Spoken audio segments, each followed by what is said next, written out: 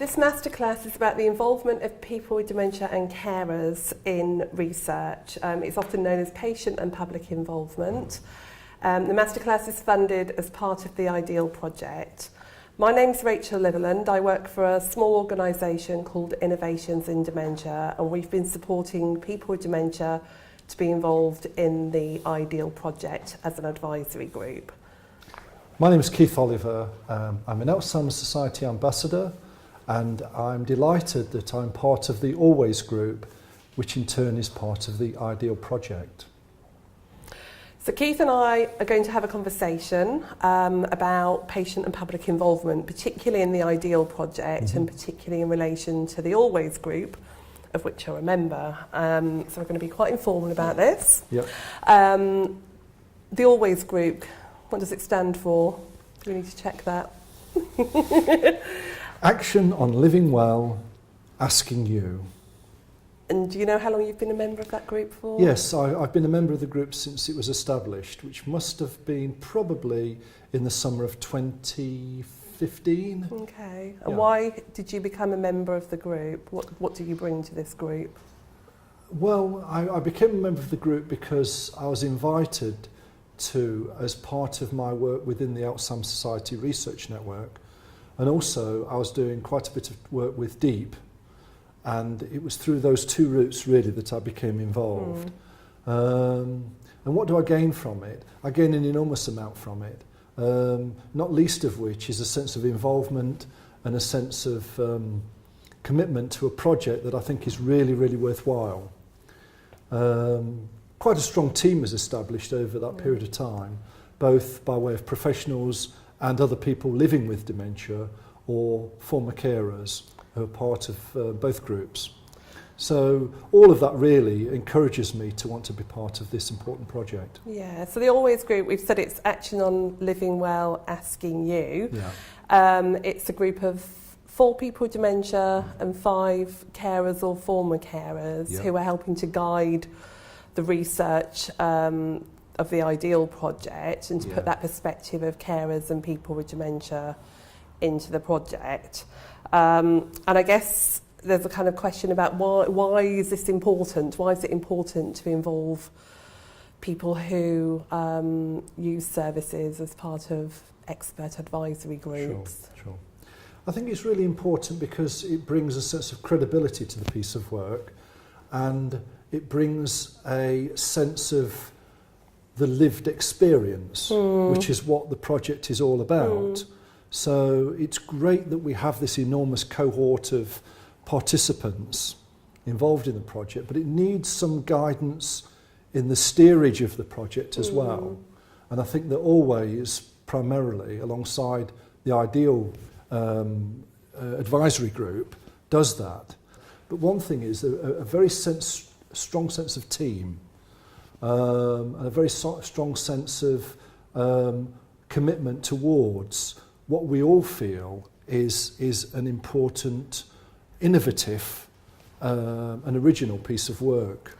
Yeah, we're going to speak to a couple of the researchers later, but I think there is that sense, certainly from that large research team attached to IDEAL, that this is really important for them, that in all points of the research, it's been really important to have those guiding voices of people with dementia and carers. And I guess it's people for whom this research is really relevant and important, because how can you conduct research if you don't have that perspective? Rachel, the people who have most to gain from this are people like me. Because whilst we don't financially gain from it, it's not our job, it's not our profession. What the IDEAL project is seeking to do with the support of Always is to identify, examine and report on what it is that enables people to live better with dementia. And if we can achieve a sense of understanding of that, it'll be so much better for the 850,000 people living with it, and I'm one of them.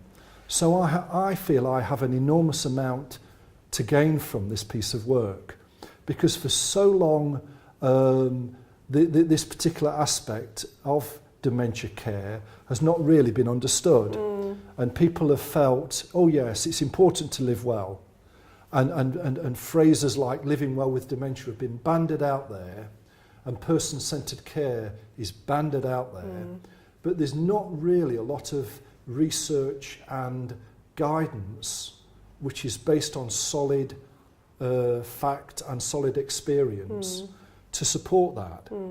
And so I feel absolutely passionately that this is something that I really want to be involved in, not just now, but for the long haul as well, because I want to be living as well as possible for as long as possible. So to some extent you're involved in this because it's of real impact for you. It's really meaningful, it's an interesting subject, but it's got real relevance to your life. That's absolutely correct. And I think that would be true of the other members of the Always group. I think there's that sense that actually you may be asked to be involved as a patient or a member of the public in research, but actually to make the best of it, for it to be meaningful research, stuff that really impacts on your life, and that you can see what the positive impact will be. Is important. And although we are a team, and we are a group of people who do feel a degree of identification with each other, we are all unique and different. And although we are small in number, you know, you mentioned there 4 and 5, so 9 in total, those 9 people bring a very, very wide range of experience of living with dementia from different perspectives. And that enriches the piece of work as well. So that when researchers go out to speak to over 1,000 people, they have the support of this group, which brings elements of a wide range of experience. So let's get on to some of the practicalities then, how this works and perhaps why we think it works well.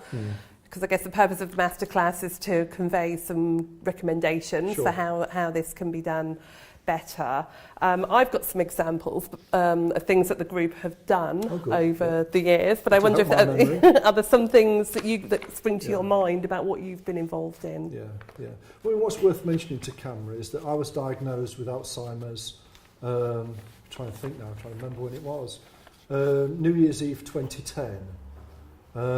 So I've lived with dementia now for some considerable time, and having you help me remember back to some of these things is going to be really helpful. Yeah, okay. So the Always group was set up in 2014 when the research started, and we're now in 2018, so it's been quite a commitment.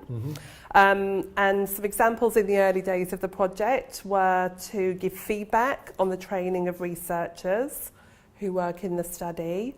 You looked at some of the questions that were going out in the questionnaires to people with dementia and carers. You looked at the way that the data could be linked around individuals. You've thought about a measure for quality of life for people with dementia. You've looked at the kind of the theories and the concepts that are coming out of the study as the data is being collected and delivered. So a lot of focus on the study itself. So I guess we're thinking about some of the practical steps that others might take to do good patient and public involvement. I wonder if we could explore some of that now. Are there things that you can think about that have made this a better experience for you than those other projects that perhaps you've been involved in? That journey from the start to a point about a year or two ago, I think is part of that. And then building upon that, we've participated in doing presentations as a group at Brighton. And again, I think the notion of a group presentation is quite novel. And I think Ideal and Always are well placed to be exemplars of good practice. And I think what we did at Brighton was a good example of that at Congress in 2016, where a group of people were talking about the same thing in different ways. I think that's it in essence, the same thing in different ways. Whereas I can stand up, you can stand up, or someone else can stand up and do a solo, or even a two-person presentation, which are great and have a really big place in the scheme of things. But on that particular occasion, to have the group was really strong. So something about that togetherness, isn't there? That kind of sense that you are individuals with a group with your own, in a group with your own perspectives, that you can bring that, and that gives the researchers quite a range of perspectives to draw on. It's not just one person's skewed perspective, but equally, I think what you were getting at then with the Congress description was that you're working as a team, that there's an identity, a kind of group identity. You called yourself the Always Group. You came up with this name, you belong to this group, you've got a job to do, but also that you're, I don't know, you trust each other, or you feel more confident because you work together as a team. The meetings are very safe, and I use the word safe. I think it's the best word to use. And when I mean safe, I mean it's safe in the sense that it's in a venue we know, so the venue is regular. And we're familiar with it. We know where it is. The meetings tend to be the same time of the day, and they're at a time which is good for people. So they begin with a lunch at midday, and then we meet after that. They're well supported by yourself and other people arranging transport for us.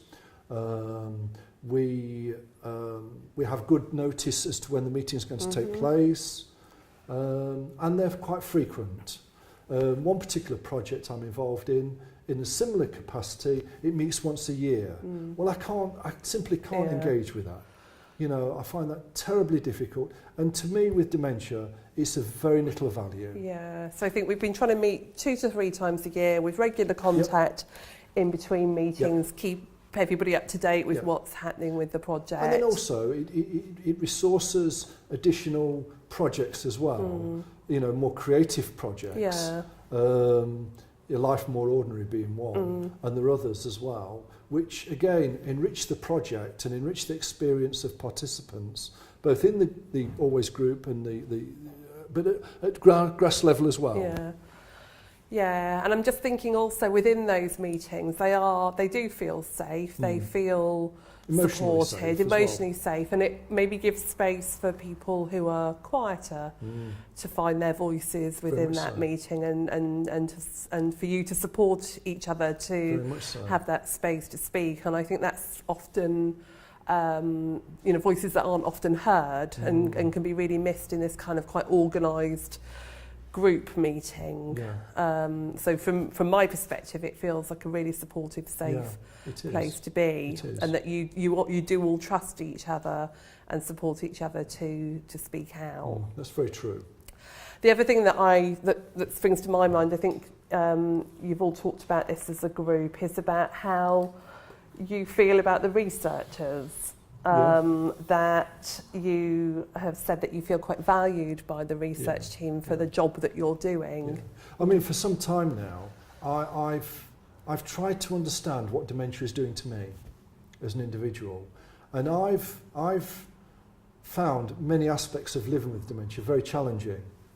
And one aspect is that formerly I used to be, when I was working, I was a head teacher and a primary school advisor. And cognitively, I was good. And I was used to working with a range of people. Some of them I'd get on better with than others. But that didn't come into the equation. My role was to be the professional and to advise, to support, to manage, etc. people that came into my school, either as children, parents, staff, governors, anybody. And how they made me feel didn't come into it. Never entered my head. My emotional intelligence and my emotional engagement with people was always secondary. It was there, but it was secondary to this ultimate professionalism. Now I'm in the situation, and I have been for some time, that I'm not like that at all. What dementia has moved me to is that now I seldom remember what people say to me. I seldom remember things I necessarily do with people, but I remember how they made me feel. I can think of an occasion just a few days ago where I was doing a talk at a particular event for a friend of mine, and I haven't got a clue what I said. Not a clue. But people tell me that what was said was good and fine, it was appropriate, But I enjoyed the evening. Yeah. And that's what I take from it. Yeah. So if a researcher comes out to visit me, I won't remember what that researcher will discuss necessarily, but I'll remember that I felt comfortable in that person's company, and that I felt engaged with them, and I felt that this person is someone I would like to work with. I don't think that's untypical of people with dementia, but it was untypical of me as a former self. And I didn't really understand that until a year or two ago, when I understood some of the chemistry that was happening in my brain.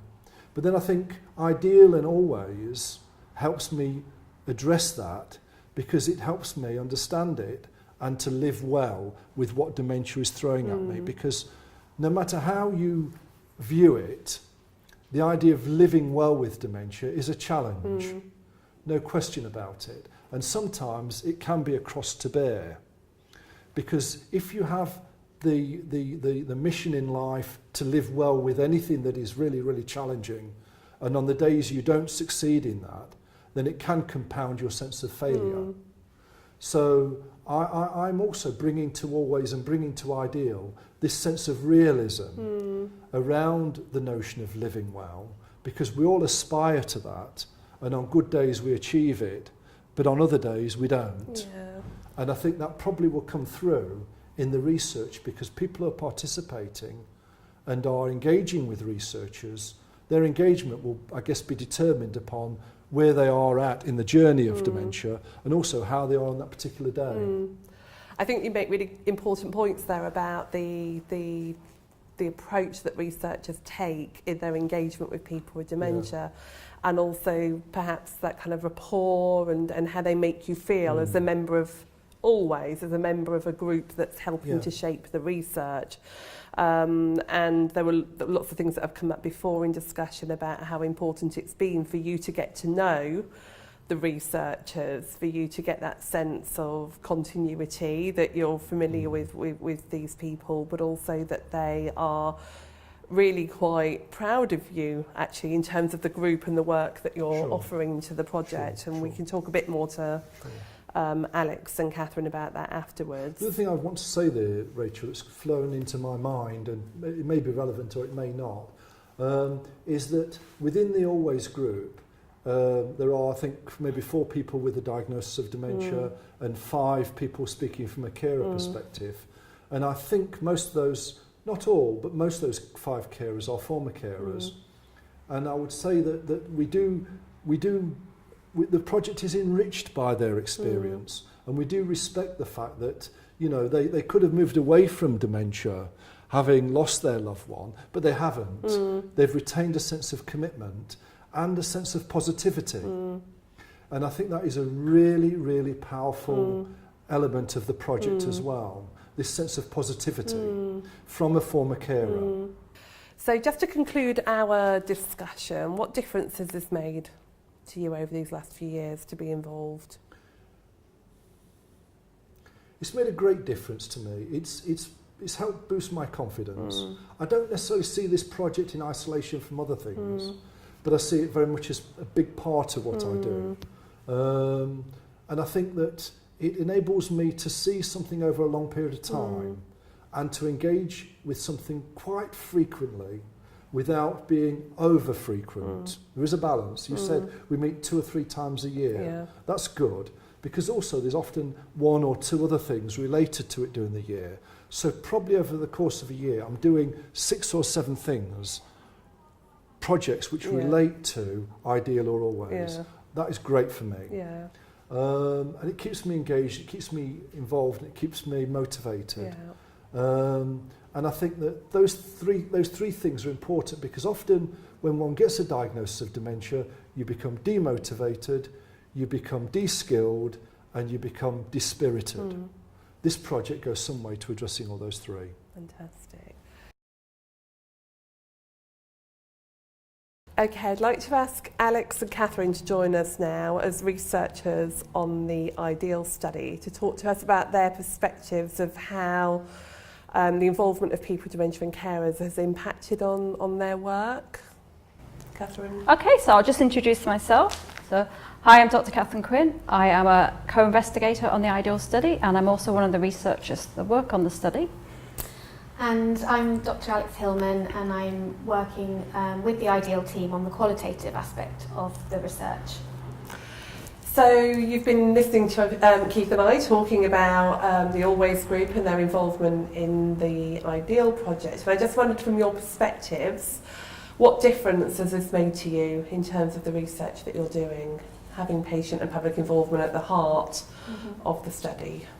So I guess right from the very conception of the IDEAL study, that the PPI element was really, really important to us and has been throughout the study. For me, the Always Group is a group of experts that I can consult, seek advice from. And I've been working with them so long now, they're a group of friends. To give some examples of how the Always Group have helped the study, and me in particular, one of the very first things that I went to speak to the group about was about the training. I developed the training for the researchers that collect all the data on the IDEAL study. We have 29 sites involved. We have lots of researchers working on the study. And I went to speak to the group around developing the training, and in particular, what tips would they pass on to researchers about, working with people with dementia and their carers. And we had a discussion, and they gave me some sort of tips that I then integrated into the training that we did for the researchers who work on the study. And those tips have stayed with me. We've just filmed a masterclass on doing qualitative research with people with dementia carers, and have brought those tips into that. I would say the other part, more recently, and I think this was picked up earlier on, was I think one of the challenges we as researchers around how you translate the sort of complex research findings into something that's suitable for a lay audience and sort of easy to understand. And one of the things we did recently was we have been developing a model around the findings of the IDEAL study around factors linked to living well with dementia. And we brought this model to the Always Group with the slides that we developed, and we got some feedback on that. And for me, that's great, because I have to now go out and present the findings, and I feel quite confident that the language that we're describing it in is quite accessible to people. So I sort of feel very confident that I can go out and talk about it. I think from my perspective, particularly in terms of qualitative research, we're going out and doing interviews with people. You might be lucky in a project to be able to pilot or practice your interview questions with maybe one person and get some feedback. But it's very rare to have a group like the Always Group, who are experts through their own experience, but who are also so engaged with the research and understand the aims of the research. So you have people that, in a sense, have this kind of dual expertise. And so for me, in terms of using that to inform the qualitative interviews, was incredibly valuable in lots of different ways, partly in terms of actually just the practical experience of getting people's very different experiences of living with dementia. And I think this is something that Keith talked about. One very good example was about how important it is about creating a particular atmosphere or feeling when you're doing your interviews. And that's something I very much learned through interviewing Keith. But there were other things from other members of the group that were very different, about being very aware of people's levels of energy and people becoming tired, and so having to be responsive. So there was a very practical learning element for me. And also he's talked about a safe environment. Well, that process of piloting that I did, that was quite extensive, was really a safe environment for me as a researcher, in a sense that I could make mistakes within a group who were already committed to the research and supportive, and I did, I'm sure. And that's really provided me with a great set of experiences that have informed the fieldwork that I've now finished with other participants of IDEAL. But not only in terms of that practical doing the interviews, but also shaping the content of the questions, the themes, what are the really important things to address in these interviews. And so it's been an incredibly valuable experience for me. Have there been any standout moments? Is there kind of something that you'll take with you? I would say that there are two main ones. I mean, it's been, I think people have talked about journey, and it feels like there's been this journey through this process, and because we've met the Always Group several times, and there's this sort of shift in our relationship, I think. But the big standout moments for me, one would be speaking alongside Keith. So I organised a symposium at the British Society of Gerontology, where Keith came along and spoke alongside us. and also at the Festival of Social Science event that Alex was also speaking at.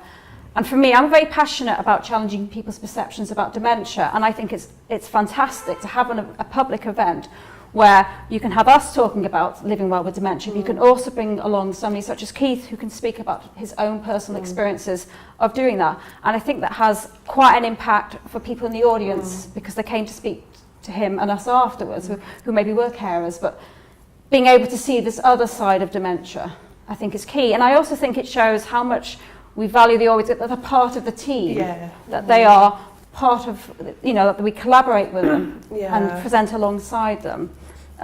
The other real key moment for me was actually very recently, where we did the focus group around the Always Group and their involvement in the study. And that was such a fantastic day, because it really summed up all this hard work that we've been doing together. And I know we had the focus group, we had a cartoonist drawing some pictures, and we had some videos afterwards, but really bringing it together. And as me as a researcher, to sit there and think, wow, what a fantastic group that we've got working with us, how much I enjoy working with this group, but how much we've achieved together over these years of working together. Alex?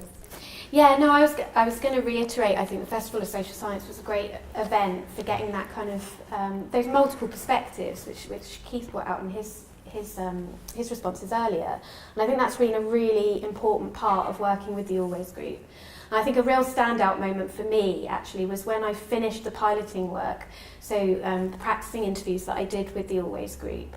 And then we all got together and we had a nice lunch, which was actually really lovely to meet the group as a group, and to kind of see the different ways that the group had kind of started to mesh as a whole, as well as providing their individual experience, but also actually feeding back to them as a group. So these are the kinds of themes that I've been coming up with.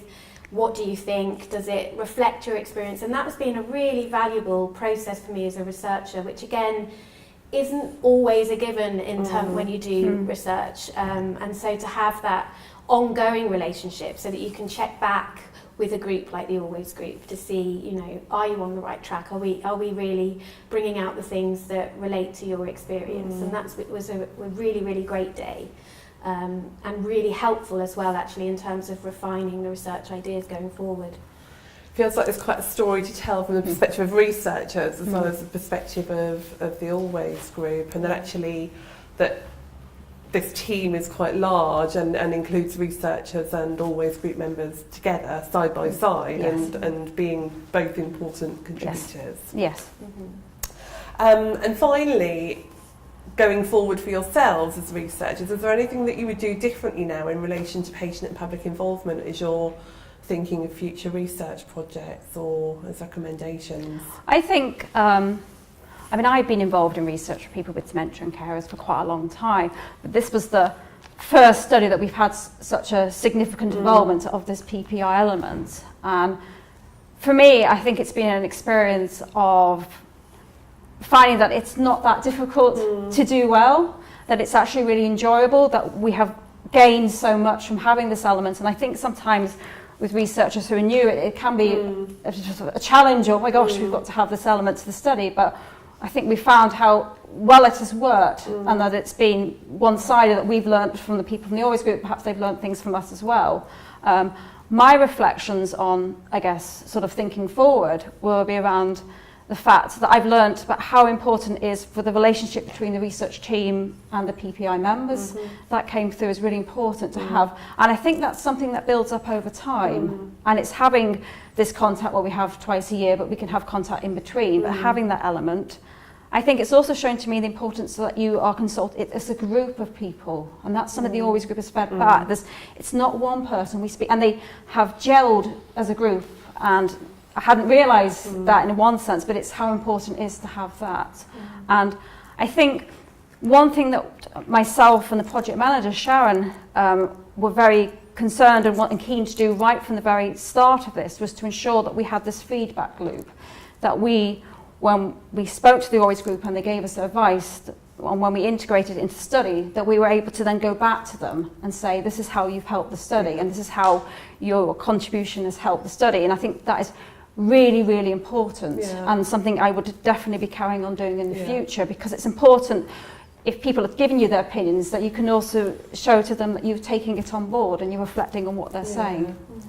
I think that maybe shows how much you value the group there, Yes. because I think that is a known quantity. That's absolutely right, that you should feed back to people regarding their input and the changes you've made, but maybe that's feels sometimes like it's difficult in practice, but actually it feels very strongly like you know, the value that you have for the Always group encourages that to happen. And it could be something that we keep a recording, a note of how it's been, and then we feed it back the next time we have a group. And I think there are some sort of simple ways in which that can be done to ensure that people feel that their contributions are being valued.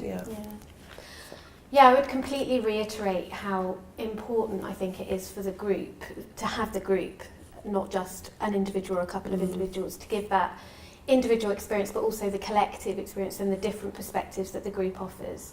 And I would definitely take that forward. But I think one of the major ways I've began to think differently about involvement is that I think that I'm quite used to the idea of involving people in perhaps project design or testing out of particular questions or design protocols, interview protocols and things, and then perhaps about dissemination and involving people in how you communicate search results.